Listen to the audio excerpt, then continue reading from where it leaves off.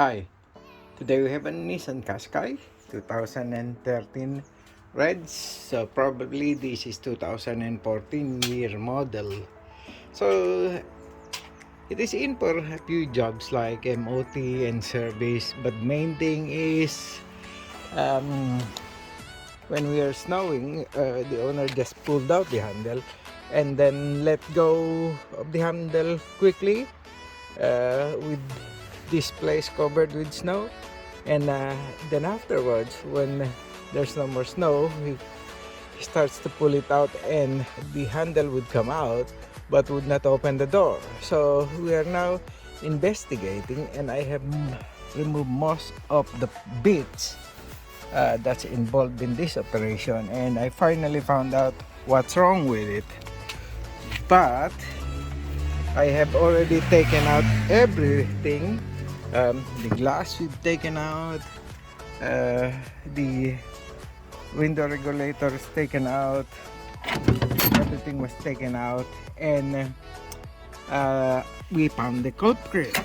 Okay, see this bit over here, the cable has got that cable head and should go into that slot, but this one, no, the cable just came out.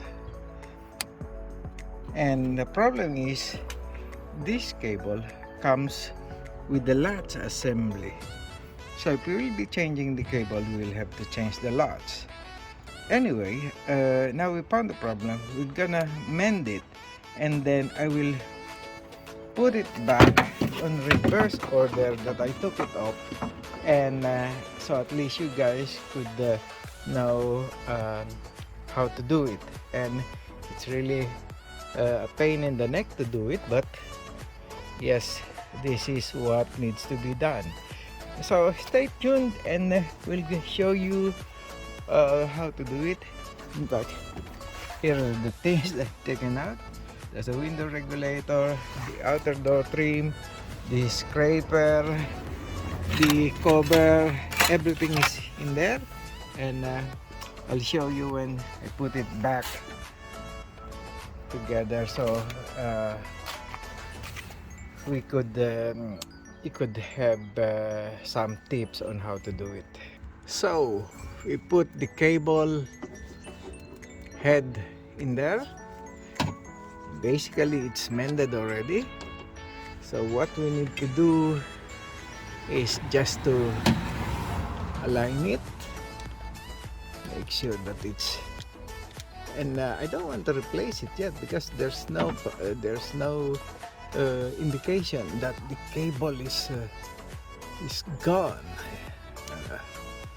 There's no broken strand on the cable. What we'll do now is just put a little bit of WD-40,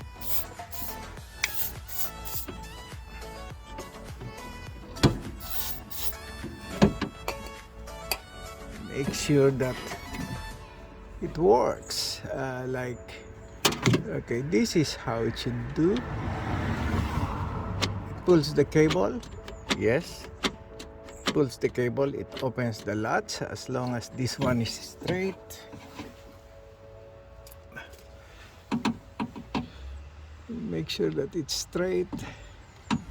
Yep, so it goes in and out. Okay, so that's mended. Next thing is to put them back all together, and as I told you, I'll show you how to put them in reverse order, so we will both know how to put it back. So I have fitted that sub assembly in.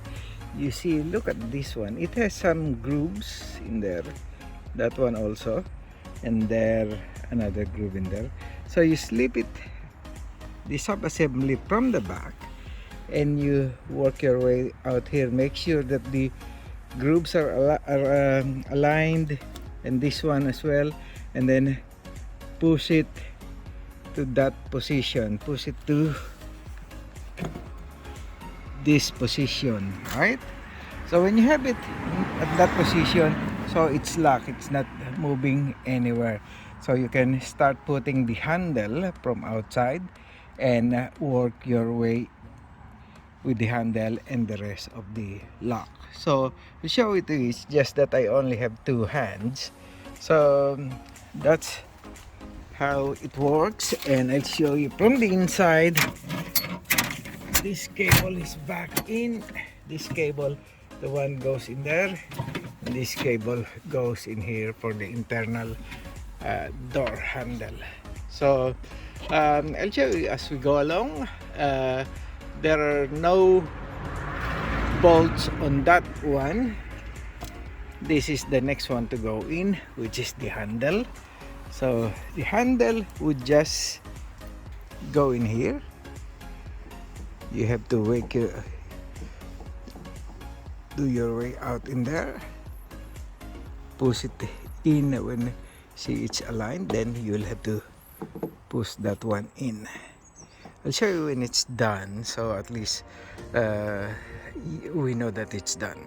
So we have put the gasket in, gasket on that side, and this one you just slip it in, make your way around it, make sure the hook goes in there, and that one goes down and then push forward. So you see that the gasket is aligned now. This is aligned, so all we need to do now is push the barrel in and then put the locking screw in. So that should do it. So keep on watching. We're not done yet, but we're getting into that section that we're finishing it. Okay, well, I'll show you one by one how to put it back together, and we'll see. So all those small bolts, this shield, everything has to go in, plus some more. So I'll put you on this stand, and then I'll work on it one by one. Okay, so we resume. Everything inside is all done up. Let's see what else we have.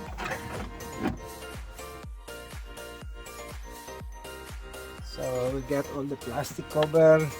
I have to put them back in. Now this is the one thing that we need to do next. One, we put back the glass. Okay, but you have to have a tape. So we put the glass in.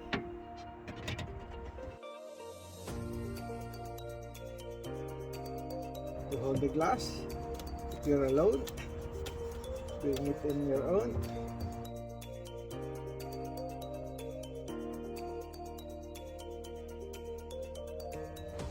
Next to do is window regulator.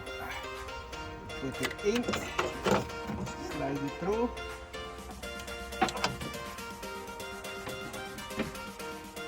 There.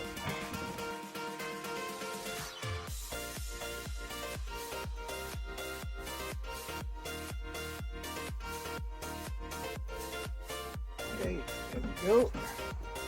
So we put one bolt first.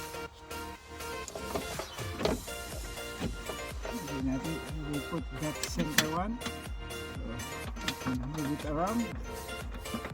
One. Then tighten it up. Just to hold the regulator. That's it. Then we will do the next one, the top. I think they're all the same bolt, but use the shortest one. Okay, so we're sure that it would not scrape against the window. That's another one going there.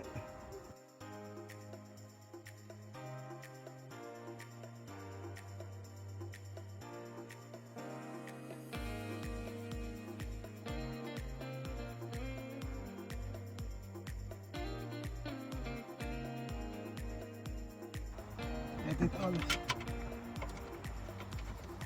put it a few threads in, all of them, all around.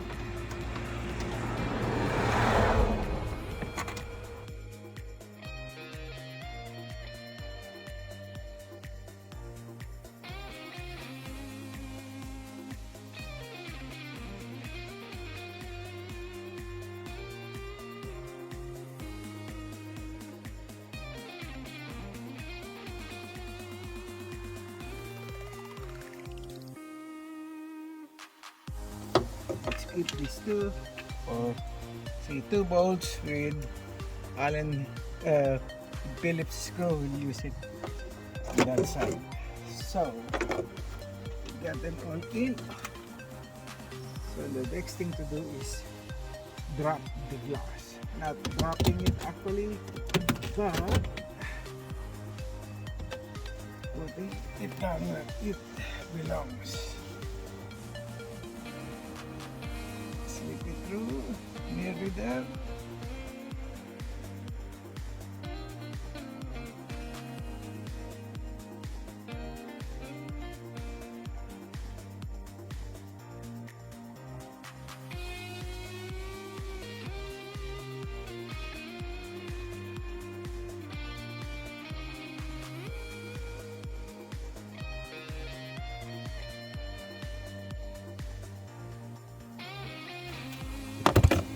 Next one is the inner door handle.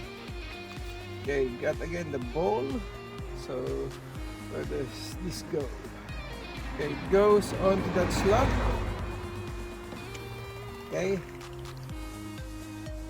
we have to catch the ball onto that, and then this one goes into the slot. Okay, then that goes in.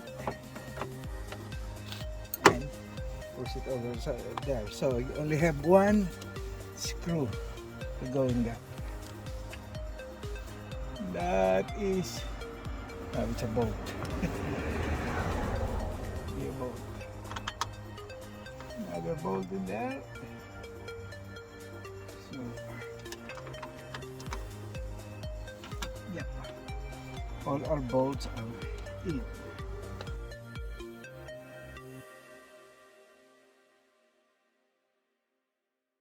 Then we can plug in the connector, clip over there. Then those wires will have to go somewhere. So this one goes in.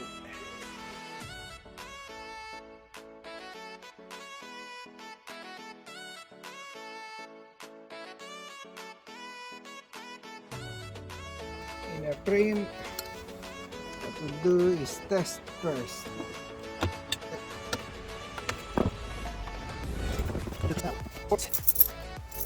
Ignition on. Windows. It's all working, so it has to stay there for a few seconds. And then bring it down. Let's stay there for a few seconds. Initialize.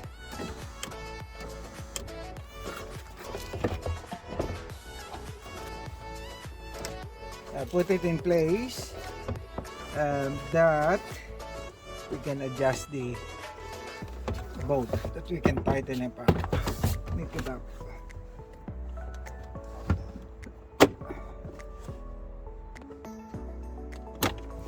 Connectors out, so we'll tighten it up, this one, 2, that's it, and then I'll have to put covers on them. Okay, so that's how we do it. And you know, when we have the inner cover, just plug it in and test it for the final test. And thank you guys for finding time watching this video.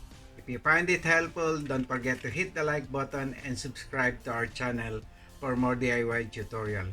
If you have any questions, leave a comment below and we'll get back to you as soon as we can. Again, this is your MasterTech from Green Arrow here in the UK, and hoping to see you next time for more video tutorial.